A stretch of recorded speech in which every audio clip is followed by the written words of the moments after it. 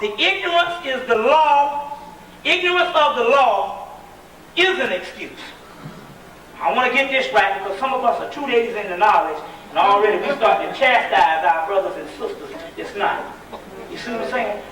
What we're saying right now is we want to be just like a mother with children. That child can be the devil, but she love it anyway. That child can be crippled in anything, but she'll love that child anyway. That's love. So we're saying at this particular time, the fire and brimstone is for the beast. We want to save all our people. Because I don't believe that our people have paid whatever foolishness that they're doing now is crazy. It's nothing but a manifestation to tell you that the lowest point is here, so therefore we got to go up. So therefore, they have, even if they're doing some stuff that's the most hideous thing on the universe, they have paid through slavery and for losing their mind. You see, they've already paid for that. I don't believe you can have no karma that they're talking about. How the devil can I have karma when I'm asleep? Don't make no sense. I go before God, like I said, I go before God and God said, hey, I'm doing this for you and this for you. Because remember when you was in South Carolina? And I said, wait, hold on. I stand before you the vessel of an original man. I want to get out of this African thing because you are the God of this universe. I stand before you the vessel of original man. But therefore, when I was in the United States of America, I was not original man. I was a nigger. You see what I'm saying? In the niggerization of my mind. So therefore, I cannot be chastised for being dead. See what I'm saying? So all this stuff in these holy books is talking about you catching this fire and brimstone. It ain't talking about you, because how can a dead man be chastised for being dead? Think about it. Those books was written for the animal man on the planet. It wasn't written for you. You was the embodiment of what they was trying to teach the animal man to be. This is why Muhammad had to go into those savage Arabs, those white Arabs, and teach them this stuff. You see what I'm saying? Because he knew what the blue-black Cushite Arabs knew. You see what I'm saying? He knew what the blue-black Egyptians knew. He knew what they were, so he had to take the essence of their soul and put it into writing. And that's all the religious doctrine is. You see what I'm saying? So therefore, you cannot be chastised for being dead. So we're trying to get all of this particular stupid stuff out of your mind to get you on a high level to start thinking like God. If you're going to inherit the earth, you need to start thinking about what the earth has and what you're supposed to be when you run this thing. You see what I'm saying? We're talking about gods. Okay? Now, black people are being kept ignorant, and that's one of the greatest parts in the UFO literature. The sister read it in the book. I want to get the part and read it again. I took it and blew it up out of the UFO literature and put it in red because it was one of the most profound things that was ever said by a beast before. You know, every now and then they get a breakthrough. I put it in red and all this, but this is one in black. It says the insectoid powers in the I'm going so fast. Elaine read it on the actual radio the other week, which was great because I wanted, you know. It says the insectoid powers fears the black race and have kept them subjected to ignorance, I put in there, and confused, for they hold the key to knowledge. That's what the white man said. Their genetic clan or genetic melanin information is needed to unlock the advanced secrets from the serious data. The segmented data unites also which carried by the Indian clans, which is Native American, also the black Indian, which were originally from the fourth planet in the Sirius star system. You understand what I'm saying? So now this is why you get books, all these books on the Quran. They always leave that page out on the star. They leave it out. You got all kind of these big thick books just writing on the Quran, because now it's mainly these white Arab religion, and they don't count black people as Muslims in the whole 9 yards. In Arabia or wherever. You see what I'm saying? Because they the ruling powers, and they got the golden rule. Who got the gold rules? They say that you ain't no real Muslims to them. You see what I'm saying? But they not the real Muslims because they the beast. Trying to front that thing. And they're trying to copy you. So anytime they have these books, they always take Sirius out. There's only a few people even mention the Surah of the Star. Because they know the Surah of the Star connects them right back to the book of coming forth by day. In the book of coming forth by day, they say, well, if that's the same God of the Egyptians, and it's the God of Islam, which is the last religion in the 6th century AD, they're saying in actuality that the God of this world has got to be black. So therefore, they want to take that out because they talk about it the same one. And that God, and we know that you're supposed to read the Bible and the Quran and the Torah and the book of coming forth by day like one book. It wasn't never meant to be separated.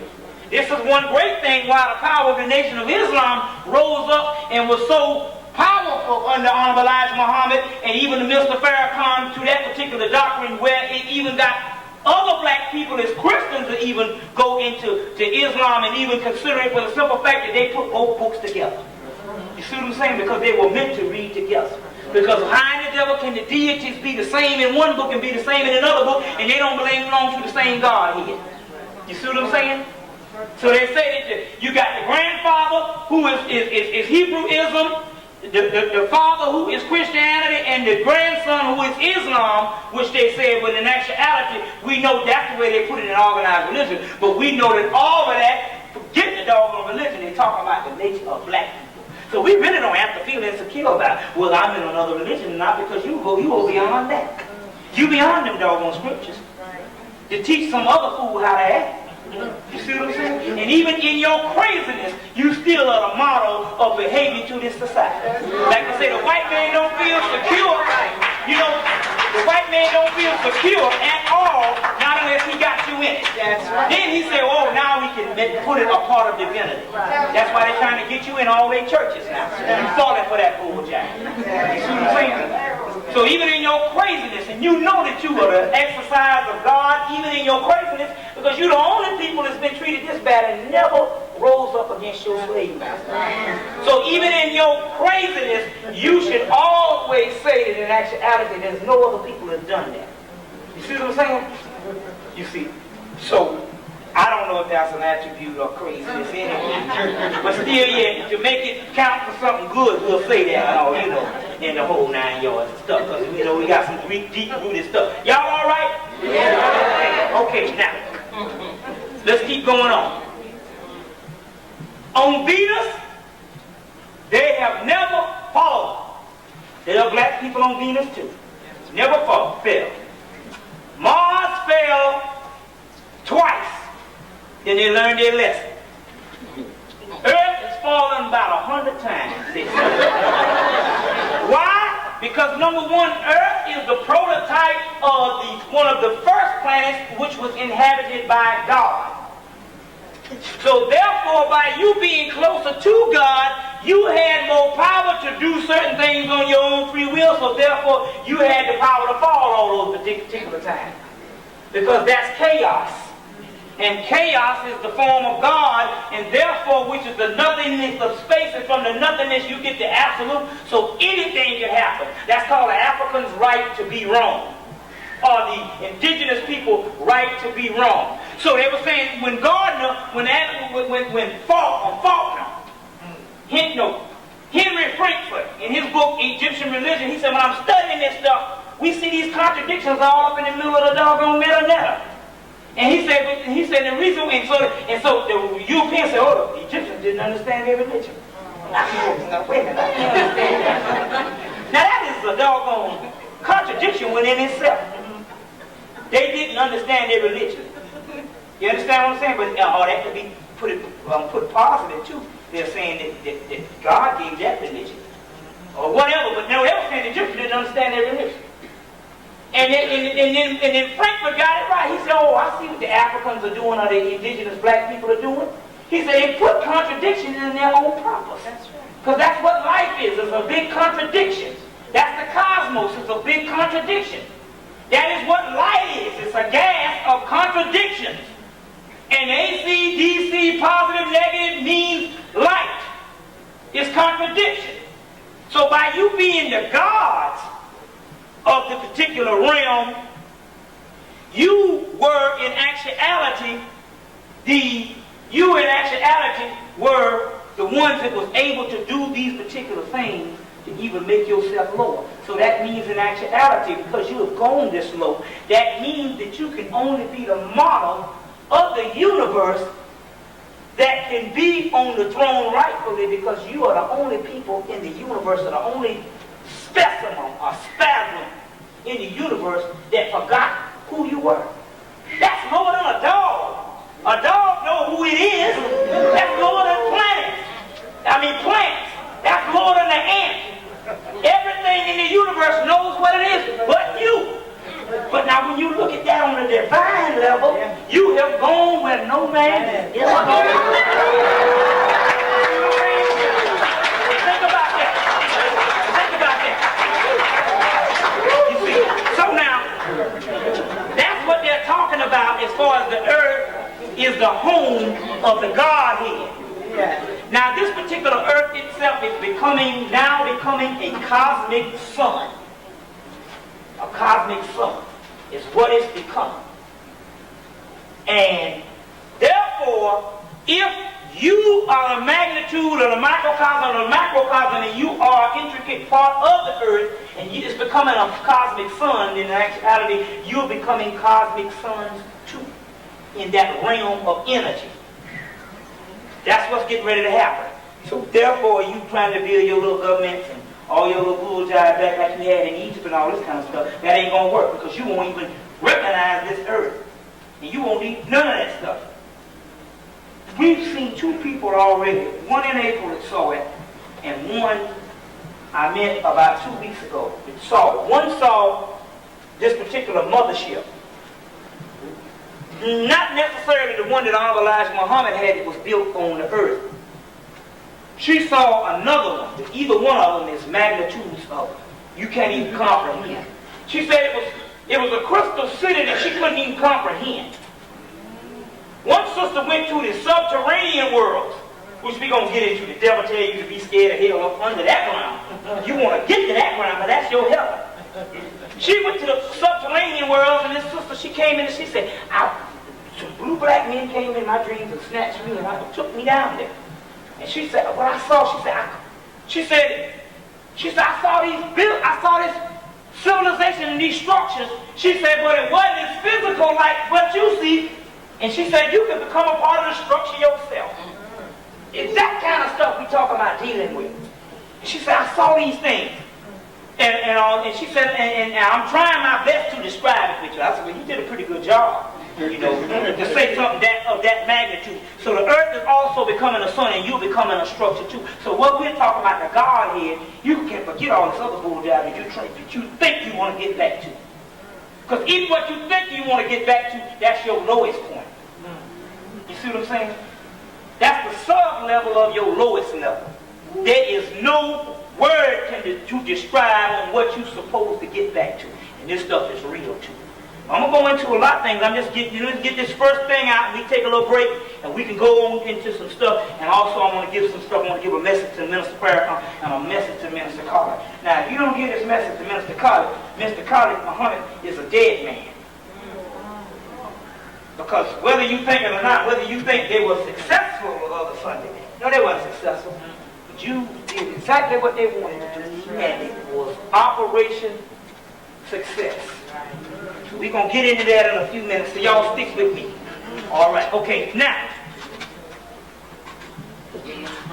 the government will tell you that everything is all right, and do not worry about it. Life is going to go on with the white man forever. That's called a catechism of impossibility. The white man wants you to think,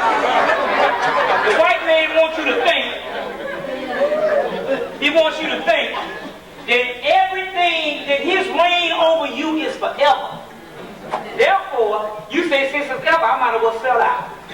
And this is why you sell out over and over again, because you cannot think beyond the white man. So the white man is shaking in his boots right now. But yet he's still building. This is how he do things to make you think. He does things for you grammatically correct people up in here. He does things to make you, give you the illusion he's going to be around. So this is why in 1940-something, they said that the Olympics will be in Atlanta, Georgia. Because they knew that by that time in 96 that their reign and their power would be about over. But they said we probably won't get to 96, but we want to give them in 1990. We want to pick the Atlanta Olympics and get you all hyped up and start thinking that everything is going to be forever. So they picked this because remember Greece supposed to have gotten it because it was the 100th-year anniversary. Now that seems strange to me. This is the 100th-year anniversary of Greece. And they couldn't even get it. They said, well, you can get it in year 2000. They said, we're a poor country. We can't afford it now. That's why we came now. And it came to Atlanta. Because they want to give you the catechism of impossibility in your mind. So therefore, no matter how much I come up here and tell you that it's up and it's over, your daily life is still going to be consumed of doing the white man's thing. You see what I'm saying? But they already told you God's going to come like a thief in the night. Yes. You know what I'm saying? And the revolution will not be televised. Yes. But then again, so he's putting things on the TV and letting you think of everything. He gave this AT&T commercial about, oh, you will be able to do this. You know, make a telephone call while you under the swimming pool. You know what I'm saying? And all, cook some eggs while you making love and all that kind of crazy stuff. You'll be able to do this. He's trying to set you up because he knows that he's shaking in his boots. And this is the illusion. Elijah Muhammad said the cracker will keep on building buildings to the last days. To keep you into another house. You see, the white people are in a whole other building than you. Because they say, well, Elijah Muhammad said, well, you know, in the last days, the cosmos will open itself up to the white man and he will be the most wise. You remember what they used to say about, it was the wise ones, it was them devils that knew more about the teachings of Jesus than the actual Father. You see, so the white people are into this stuff, and I'm going to get into some things too, why you got to really separate yourself from white people, period. And tell you some things on white people, how they deal with it. And I done saw the work they doing, and they whip their ass too. And believe me, you mess around with them, you're going to be messed up with these crackers. I've seen some of the things they're doing, and they ain't doing things like you think. You the one that's out there killing each other on that realm that the white man used to do with the Indians, and used to beat you with holes in the 60s. White man on a whole other level. So therefore, you think that he's humane. But no, he's just advanced with his doggone evilness. And he's whipping your behind right now. Now, some of the things that's happening to you right now is because the white people on another realm doing psychic warfare. We're going to get into that today also, too. Now, and get into that today also. Now, so now, he's going to keep building them buildings to keep you asleep. Now, Bill Clinton, 1st of June, has already passed the martial law bill. Understand what I'm saying? Yes. And he passed that martial law bill. What he does is, some of you are not vulnerable enough for him to get deep into your stuff and hang you out to dry before the world. So what he does is, he picks the niggas that's close to him. Like that fool, that no good Uncle Tom fool, O.J. Simpson. Now, I know you ain't got sympathy for this creep. I got a friend that worked for Capitol Records out in Hollywood. And he said that he used to go to clubs, and even though he was married to the beats and all this, they used to go up in there and be looking for women, because it's the thing that football players do, married or not. So it was him and his other football player, one of his best friends. One of his best friends he always talk about. Calvin. It's one of these fools who was with him. They said it was up in the bar, and they said black sisters used to come up to him and they wouldn't even talk to him. But the white woman come up to him and they set out the drinks and everything. You remember go get the book Out of Bounds where Jim Brown was talking about they wanted O.J. Step to him to do some things. Remember they phased black people out of Hollywood? And they phased them out of Hollywood. You know, you had the black exploitation flicks, but still yet, we might talk junk about them flicks, but them flicks made us kind of feel a little good. Images on the screen. So I don't care what nobody says. I remember them black exploitation flicks. And for it, and because I used to see Shaft and all them, I was fortunate to not grow up with the inferiority complex that some of our people had prior to that. So some things that would seem negative actually work metaphysically for us. Because whether you like it or not, we enjoyed those flicks because we saw the black man on the screen and his whole world. So even though some of the negative connotations and stuff about the pimp and the hoes and all that stuff, what we didn't realize was we still saw our image of ourselves in the own world because we know the media is power. And so you know around 1977 they started fading them out, and by 1980 they was totally gone. And by 1981 they had put the NAACP put the boycott on them, and it wasn't until 1986 when Spike Lee started it back up and black people got into the golden age of filmmaking for themselves, so therefore they didn't have to depend on the beast to make the thing. So the white man said, I'll punch your little cash this way. You see what I'm saying? And now all of a sudden you got these black movies again.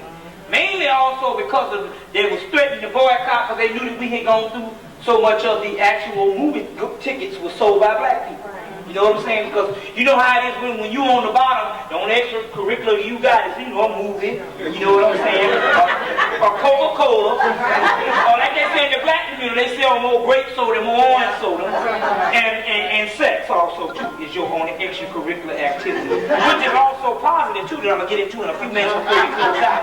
Because, see, there were some things that was meant to shut you down from Godhood, so they put in the mythology of the organized religion, they made sex bad. And I'm going to go into that in a few minutes. But Jim Brown stepped to him and said, we need to get this whole thing going down with black people. And they gave Richard Pryor $40-something million, and Jim Brown, he put him over, and Jim Brown wanted to do the black thing, but in a positive way. But Richard Pryor said no. Under the behest of the white man, he started doing these stupid movies and made some movies like The Toy. Him walking around disgracing himself with a little white boy playing with him. And all these old stupid behind movies he made and squandered away the $40 million. And he asked OJ, and OJ said, I don't want nothing to do with these black people. Nothing. You see what I'm saying? Now he done laid down with the beast and gave you his ass to kiss.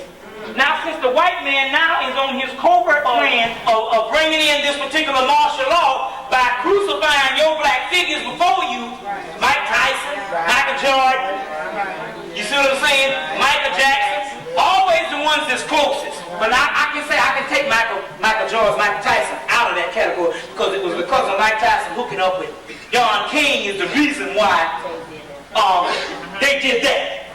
You see what I'm saying? But these ones they started crucifying before you is because they're trying to give you this sense of martial law that's getting ready to come down because Clinton just passed the bill in June. You see. But see, okay, they just crucified Arsenio Hall, we know because he made the stand up, but see, I don't give that nigga no props. Because see, before his show was on the rocks, he wasn't about jack shit. He was just Arsenio, like what you call it says.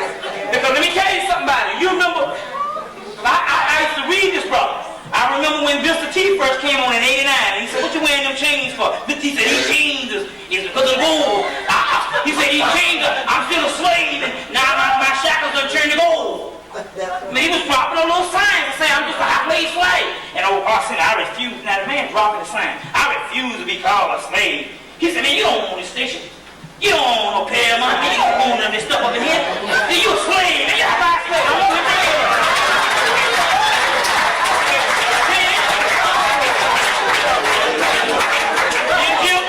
Then Jim Brown came on one time. So Jim Brown had the little group on, was talking to black stuff, and Jim Brown said, Assalamu alaikum. And so Arsenio Hall trying to be cool, he said, wa alaikum salam. So then, he just think, the terminology. He figured I'm going to steal the terminology because I know what's down. I'm trying to be cool. So Jim Brown called him one. He said, you down with the minister? And he said, you down with the minister? And Arsenio said, I don't have nothing against the man. I don't believe in some of his ideology. And so Jim Brown said, what you mean? And he said, we got to go to a commercial. Then when he came back on, he said, I'll see you in 23 hours and stuff. Peace. It was time to go off. You see. So he was the white man's nigger, you see, before. And then the last thing was I say about this Negro, I don't see. John King came on. John King was talking. He just started the King vision. Now that was getting up there to what the white man saying. Now you about trying to be like Ted Truman. You see, so they really didn't like that. So he had a thing, and he was steady. John King was positive, and he was steady trying to paint this man nasty. But what about when you was doing this here and all this kind of thing? And John King looked at him and said, "Look, man," he said, "the white man been trying to throw me in jail since 1973. He said, now, you know, doggone whether the white man had something on me, I would have been in jail a long time ago. He said, for the mere fact that I'm sitting here talking to you, let you know that the man ain't got nothing on me. So you might as well cut that stuff out." He was trying to paint this person. Now, they said that Marcini used to pull up to the club. All they did was hang out with white people, white girls, and they said all them niggas too. All of them. All the niggas up in that stuff is man. But then you don't get up there high now. That's the white man. Got something on you and castrate you. And they say he used to pull up with this long limousine. These white girls used to get up out of the car. And then the car would pull down the street, and then Arsenio and one of his partners come walking back to the club. The white girls got out and stuff. So I mean, all these niggas, even though he stood up. But Arsenio knew that his doggone show was on the verge of being canceled anyway. So therefore, he had enough $1 billion, so he said, I'm not going to stand up anyway. Now, we understand that the reason why they really took it off, he just came in and said, well, you know, I know that they said it was going to show the clothing store down, but it's already done now, so we're just going to have it on and boom. But he just got up there and made a little, I got to do what I got to do. Right. So then they took him off. But this whole thing with O.J. Simpson is not also to castrate that. But but the whole thing about the juice is you lay down with your doggone dog and you get up with your feet. You get up with your feet. So even if it is springing, and we know that the thing is springing, but see, he ran the white man. The white man could have stepped to him about a couple of months ago and said, hey man, look at this pearl handle knife. Do you like it? Look at that. He goes, yeah man. Oh yeah, Bob, yeah. You know, because we always laughing at their corny jokes when they ain't funny. We always trying to please them. And if you go down and listen, and take this test out. If you see 5 white people walking down the street and 1 black person, watch and see who's smiling the most. White person acting normal, the black person is, you know. But if you're walking with a group of black people and all, you can't even get a person to even smile a little bit. You see what I'm saying? The doggone man, when you can smile, so he just a smiling and all. So he probably say, look at this knife. Come on here, look at this knife. And he grabbed it and I said, oh yeah. And he got his fingerprints on it. Next thing you know, he done stabbed up his people and all. They do these things. You see what I'm saying? So these are things that's also going on also too. Now, so we know that thing, so that this martial law and all this thing is getting ready to come. We don't need to get into that because we want to stop. See, what we're going to do is we're going to get the jump on the cracker. Before he do his New World Order and all that, we already got the gods in place. And remember, like what it said, one good part on that 10 Commandments is always a good metaphysical story, because the Torah was not talking about slavery in Hemmitt or Egypt at that time, because there was never any slavery in Egypt at that time. It was talking about slavery of now. So you can take that particular one, and the evil Pharaoh is the white man, and just take it, put Moses and all the Hebrews as yourself, and put the evil Pharaoh, not the Egyptian, but the evil Pharaoh is his government. So therefore, when you see the movie again, remember he told me, he said, now the next time you try to judge me, and whatever you put on me, you're going to judge yourself. So everything the white man going to do to you is going to come back on him. So we're going to get the jump on the cracker before he do all of this stuff. See, this is the white man's New World Order plan. He done had his New World Order. Now he's trying to go in our New World Order and make plans. No, it ain't going that way. It's our time. So we're going to get the jump on him, and I'm proud to say we're going to save all black people, even the poor. You see what I'm saying? If the white man don't execute them first, whatever left of them, we're going to save them. Because remember now, they dead too. Even the ones that say they're out of their mind. And no matter how much you think you conscious, you still got pathologies will jump up because it's worse than crack, and it's got a relapse rate that's 18 times worse than crack or cigarettes or alcohol or whatever. Because like we said, we're constantly in Niggas Anonymous, and we're struggling Negroes to the day we die. That's like that too. So what we're going to do is we're going to save all black people. We got to get this in mind. Even if we physically can't save them all based on some of us killing ourselves, the thing is we're going to save all black people. Okay? Because we are all 2 days in the knowledge, and now all of a sudden, because we think we're getting a little righteous, we want to do some things. So that's the first thing. Okay, then we're going to do this little, what time is it? 9 o'clock. Okay, we're going to get in this little mystery of sex right quick, and then we're going to break. Number 1, do you know that this particular sexual stuff, the kundalini and how you used to feel when you was a god, the magnitude, you're saying, well, I don't know how it is to be a god. The magnitude of the force of what you used to feel when you was a god, every time you climax, you get a little glimpse of that for a couple of minutes. Now just imagine that every day in your life. Now I know it's quiet because you're thinking it's no. I'm telling you, this is the whole thing. See, they had made the nature of you and your sexual nature, they made it negative. And they mainly made it negative also in connotations with the woman. So they made all that negative in the mythology and actuality to shut down your nature of what you really are. So you can open up your systems through sexual power, sexual energy. Since you are the gods, there's no such thing as no sin. So you got to get off that level. The gods used to do high spiritual things. So sex being a spiritual manifestation of power. Because once you get into the what you call the occult, which is the hidden, they put that little word, funny word, occult. That's your spiritual knowledge. And the stuff is hidden. But when you start digging into the Vodun and start dealing into the actual the science of the Yuba, you'll see all this sexual stuff. And go back in the chemical, you'll see all this sexual stuff. That the major organized religions had to cut that out because, you know, at that time, man, he's going to go down to his lowest manifestation. But at one time, this sexual stuff is the power that you used to have. And this is the stuff that can actually open you up. You see. What's that? Isn't it a particular path you should follow as far as going in this union? What I mean by that, well, the first thing you need to do is love and love. Okay, well, see, the whole thing, we're not talking about love. See, you misconstruing the act. See, one thing, so we understand that one part was for procreation. The other part was a spiritual attainment to you to really lock into your woman and the spiritual union. We're not just talking about, you know, some force and all, because see, you've been trained to just try to get the climax. And you miss all that in between. That's right. Because you don't know what to do. You're like animals now. You know what I'm saying? But if we talking about a serious act, you miss all that in between. You see what I'm saying? So now we're talking about a serious process. One thing you need to do is when you're making love, which is not against the Creator. Because the first thing they told me when Melchizedek gave me the talk, they said you need to get into the sexual tantrum. And what they meant by that was, they said, because you got to make a union with your mate that's on a high level of spirituality, and you can only do that through sex, which they cut out.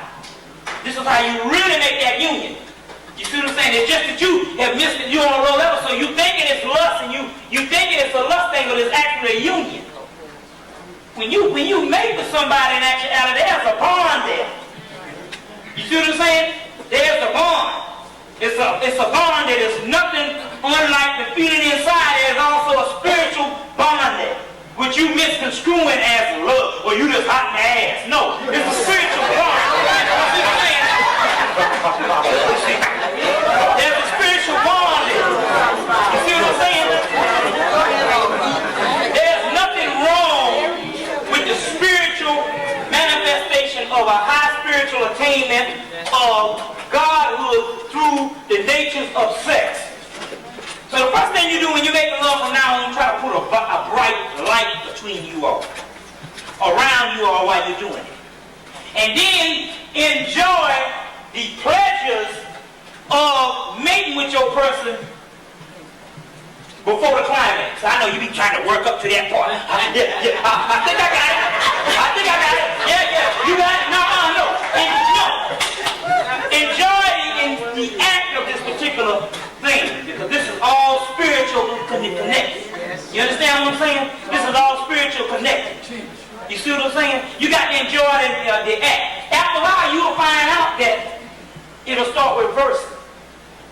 It'll start reversing to the point where, as when you do make that climax, you feel like a letdown. Right. I mean, it's a letdown now. The power is all gone. It's gone now. If you reverse it, You won't feel good like, hey, man, woo, yeah, woo. No, and where you got to go to sleep, no, you feel like it's a letdown. You see what I'm saying? And it'll increase longer too. You see what I'm saying? You be like Superman in 3-4 hours. You see what I'm saying? But see, you didn't do nothing at all, you see? Because at that particular time, what happens is this is what you do. Put the spiritual light around you. You know, and you go in, and then you work out, and there's a point where you can stop. But you know, you can stop. But see, when you thinking you're not supposed to, I'm trying to get mine. She like,